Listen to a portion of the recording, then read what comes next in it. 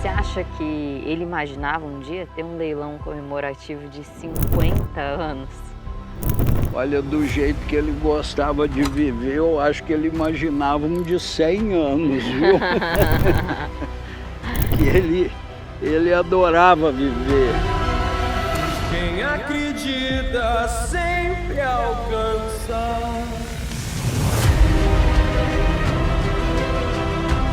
Não tinha essa noção. Eu tinha vontade do desenvolvimento da raça. Isso toda a vida eu tive. Quem acredita sempre alcança. Meio século de história. Esse ano, agora em julho, a gente tem uma data muito especial sendo celebrada aqui na Fazenda Brumado. Estamos aqui em Barretos para falar com esse grande criador, ele que é sucessor de um legado que começa lá atrás com seu avô, hoje a marca F tem 105 anos, e depois com seu pai, Rubico Carvalho, aquele que a gente sempre comenta que faz parte da história da importação, um dos importadores de zebu, que fez parte da importação de 1962. O gado chegou aqui no Brasil dia 1º de janeiro de 1963. Depois dessa data, a gente tem aí um intervalo de mais ou menos 13 para 14 anos até serem realizados os 2 primeiros leilões de Nelore do Brasil. O primeiro, da família Torres, e o segundo, que é o único em atividade até hoje no Brasil, o leilão da Fazenda Brumado, que comemora 50 anos ininterruptos esse ano, né, Tonico? É muito tempo, né? Felizmente, né? Ele foi um leilão que continuou. Você imagina, passamos por 3 moedas diferentes no Brasil e nós estamos aqui até hoje fazendo o leilão Brumado. Os primeiros leilões Brumado eram do papai do tio Neném, então eles se chamavam Nova Índia Brumado, que era o nome das fazendas. Eles importaram o gado da Índia juntos. O tio Neném, que a gente fala tanto tio Neném, ele realmente era tio do meu pai. E eles foram na Índia, trouxeram o gado. O Chico, meu irmão mais velho, foi, acompanhou o tio Neném. Então, continua o leilão Brumado, né? Entre as manchetes de 1976, temos notícias como os Jogos Olímpicos de Montreal, no Canadá, a morte de 2 ex-presidentes brasileiros muito populares, Juscelino Kubitschek e João Goulart, e até o Cruzeiro, que foi campeão da Libertadores.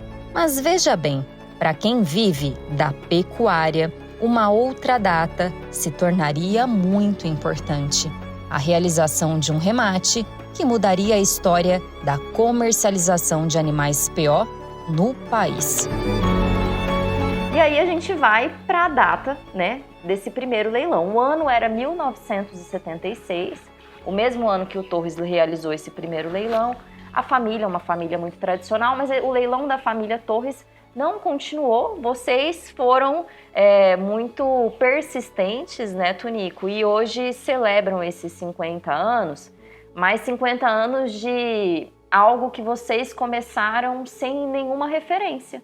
A gente estava olhando aqui fotos, por exemplo, parecia um circo a estrutura do leilão, né? Realmente era um circo. Nós alugávamos um circo, não tinha mesa, não tinha cadeira, eram os tablados, igual eram os circos na época.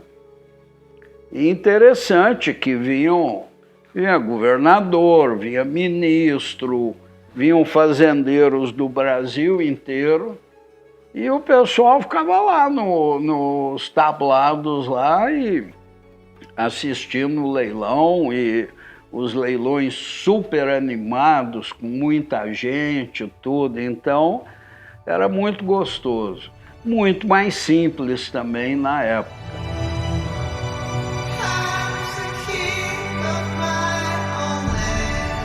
Vocês tiveram uma família que foi influente até em como comercializar animais. Você teve um irmão, o Ado, né?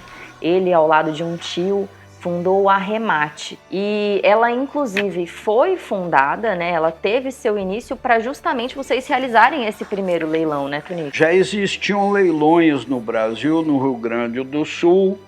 Tinha programa Leilões, que o Sérgio Pisa fundou também na mesma época, né? Mas ela se especializou, a Remate, em venda de animais registrados, animais de elite, Mais PO, né? principalmente da raça Nelore. Então ela fazia os leilões VR, o Noite dos Campeões em Uberaba, que foi um dos primeiros, o Leilão São Francisco também em Uberaba, e vários outros grandes leilões, né? Na época, a Remate era a maior leiloeira do Brasil. Ela foi fundada pelo meu irmão, o Ado, e pelo tio Gerson Prata, meu tio, irmão da minha mãe.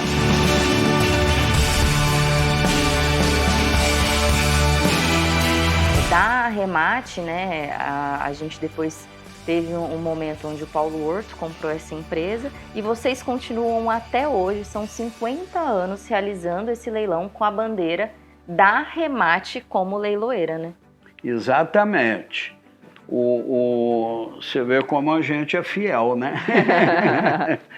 E até hoje, e com muito prazer, nós fazemos os leilões com a Remate, hoje sob o comando do Paulo Horto, que é o maior empresário da área de leilões do Brasil, né? E nos atende muito bem. Então nós continuamos fazendo e esperamos continuar a fazer os leilões Brumado com a Remate.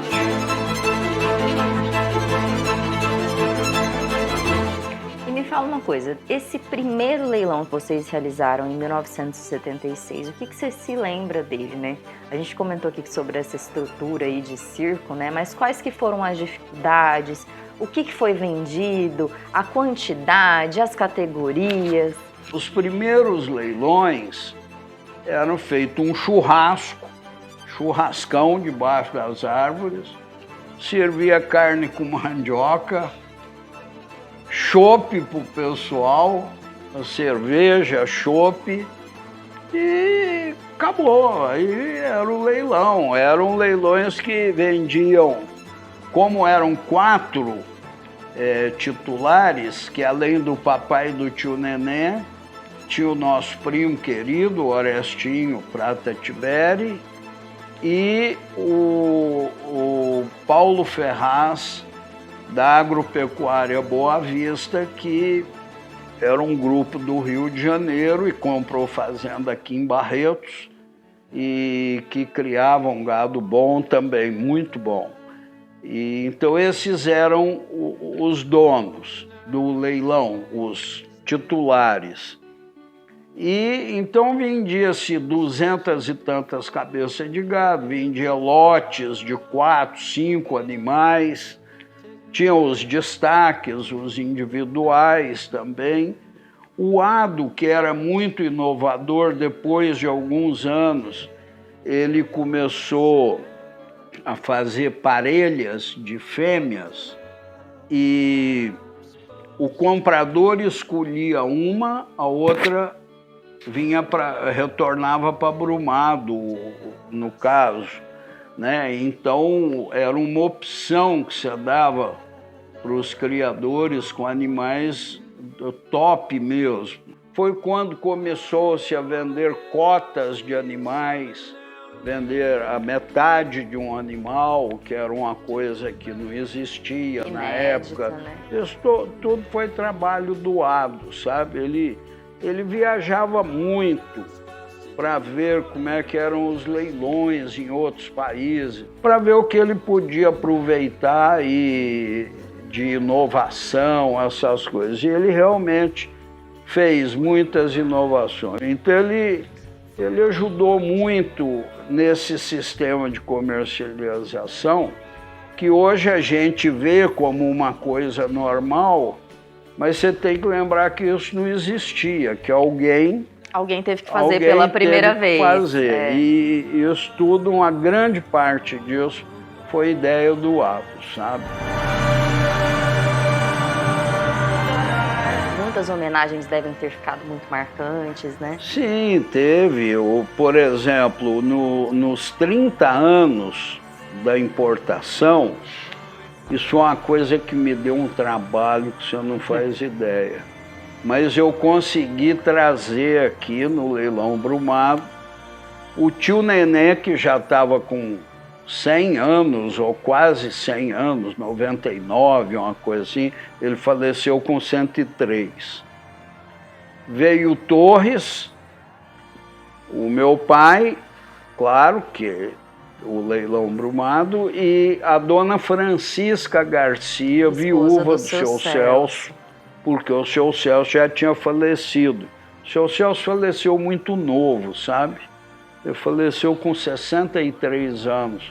Foi uma pena, porque um homem realizador, igual ele era, um homem que fez tanta coisa, trouxe tanto benefício para a pecuária, ele morreu com 63 anos. Se ele tivesse vivido mais, com certeza ele teria feito muito mais coisa.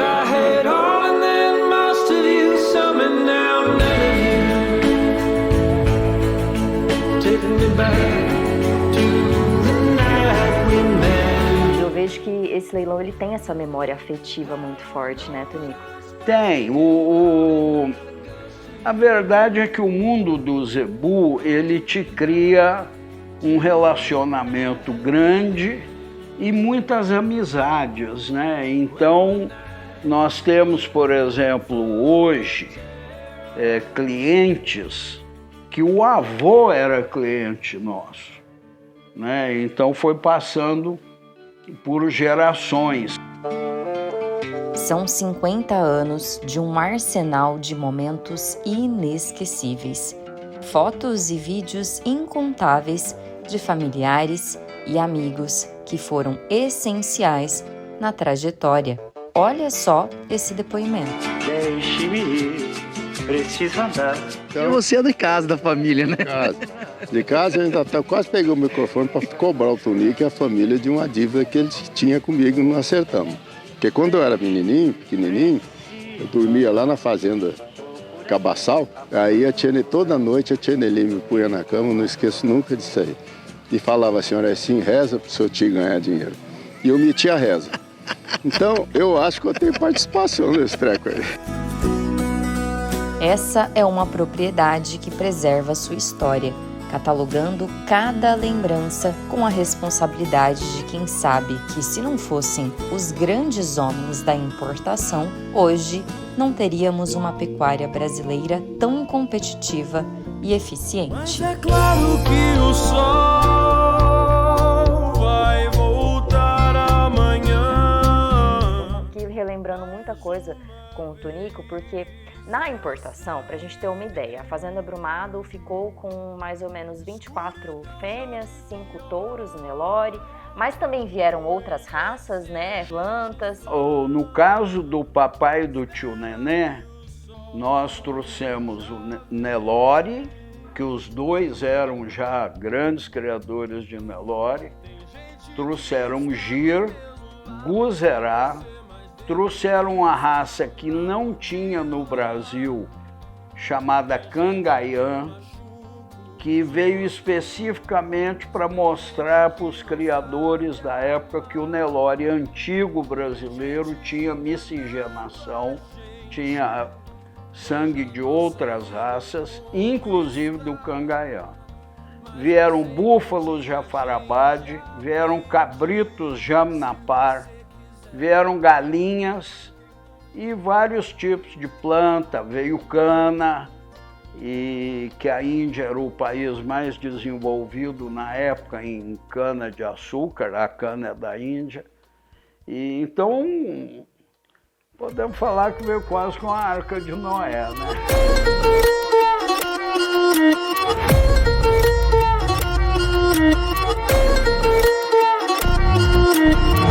Achei muito bacana, a gente tem aqui alguns registros dos animais que vocês trouxeram dessa importação da Índia. E você comentou que vocês, quando foram escolher, né, os animais, vocês compraram do governo indiano. Então esses animais já vieram com um registro, né, Tonico? Vieram. O tio Neném Costa é quem comprou esses animais e ele tem depoimento dele falando que ele nem sabe por quê, mas o governo indiano abriu as fazendas de Nelore, de gado Ongole, para ele entrar e escolher à vontade. E ele foi e escolheu. E esse gado, como era do governo, eles tinham controle de pedigree, controle de parições, controle de produção de leite, mesmo sendo Ongole, eles dão muito valor ao leite, à base da alimentação, né, da Índia, leite e arroz. Então, esses documentos vieram junto com o gado. O gado de aldeia, ele não tem esses papéis.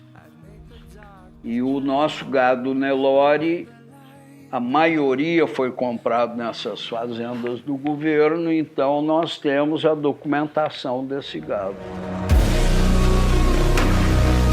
Essa fazenda aqui, ela tem 71 anos desde que ela foi adquirida pelo seu pai, né? E faz parte hoje da história da família de vocês. Mas é interessante, você estava contando para mim a história de como essa fazenda foi adquirida, né? E é sempre essa percepção que o seu pai tinha de observar muito as coisas, e vejo que isso foi uma coisa que ele passou para os filhos, né? Você pega o Chico, meu irmão mais velho, é muito observador, o Rubiquinho também, são grandes criadores de gado, né? E eu tô aqui na Brumado, fiquei com a Brumado e continuo criando e me esforçando o máximo possível para dar continuidade nessa história. E a história de Zebu na nossa família começou com meu avô, com o Francisco José de Carvalho. Ele importou gado da Índia em 1918, registrou a marca dele em 1920, que é uma data que nós consideramos então a data oficial, que tem documentos oficiais do governo, né? E então esse ano fez em abril, completou 105 anos de registro da marca, e em função da criação de gado zebu, de gir, de Nelore principalmente, que sempre nós criamos várias outras raças, mas sempre o Nelore sendo o ponto principal do nosso trabalho. Rubico Carvalho tinha no sangue aquela inquietação das pessoas desbravadoras. Adquiriu 3 fazendas em Minas Gerais antes de comprar a Brumado em São Paulo. Depois decidiu ir para estados como Goiás, Acre e, pasmem, mas foi até para os Estados Unidos.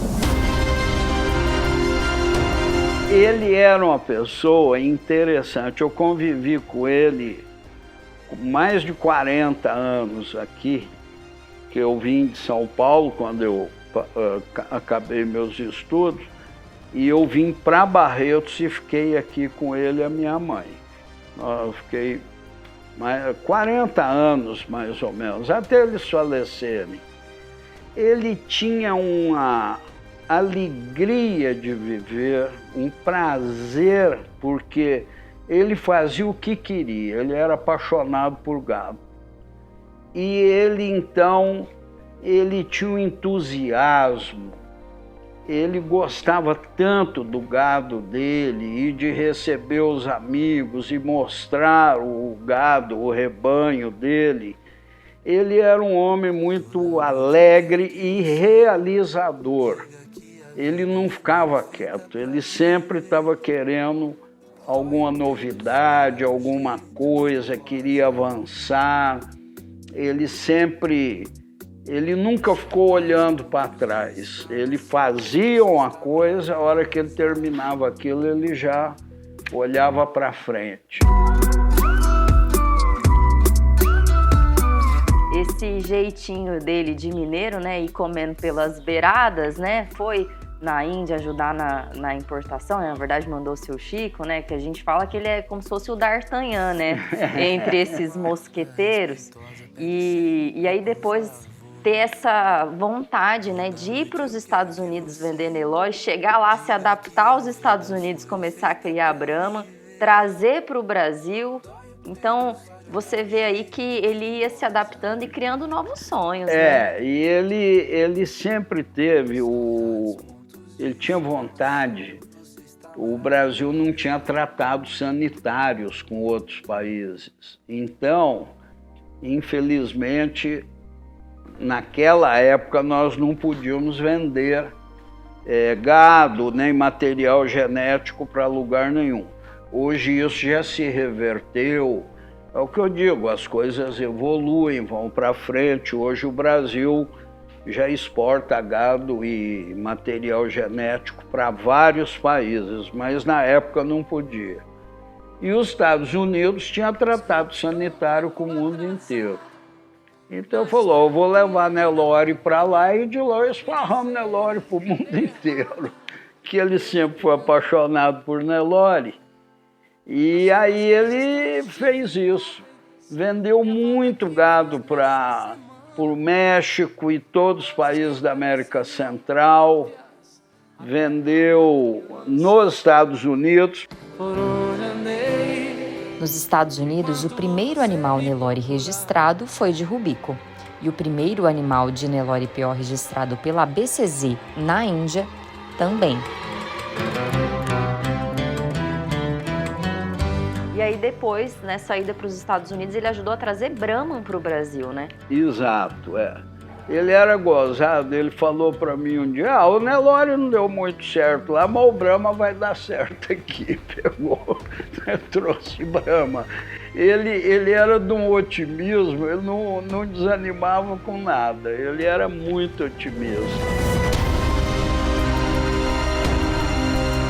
E essa façanha de trazer o Brahma dos Estados Unidos para cá, a gente estava olhando uma foto ali, ele recebeu uma homenagem, né, do presidente dos Estados Unidos, George Bush, né, era o presidente na época, e como ele foi o que organizou, foi vamos dizer, o cabeça aí dessa história, junto com o Rômulo Kardec, da BCZ, Ovidio Carlos Brito, Neco Garcia, mas ele, por ser o mais velho e quem liderou, aí o presidente George Bush, o primeiro, o velho, fez uma homenagem para ele lá em Houston, e foi muito bacana. Ele deu um laço de veado mateiro para o presidente Bush, ele adorou. Atrás do filho vem o pai, o avô. A gente pegou o jipão do Rubicão, famoso esse jipe aqui, para dar uma voltinha na fazenda, conhecer um pouquinho mais do trabalho de pecuária de vocês. E é um trabalho que você deu continuidade aqui, né, Tunico?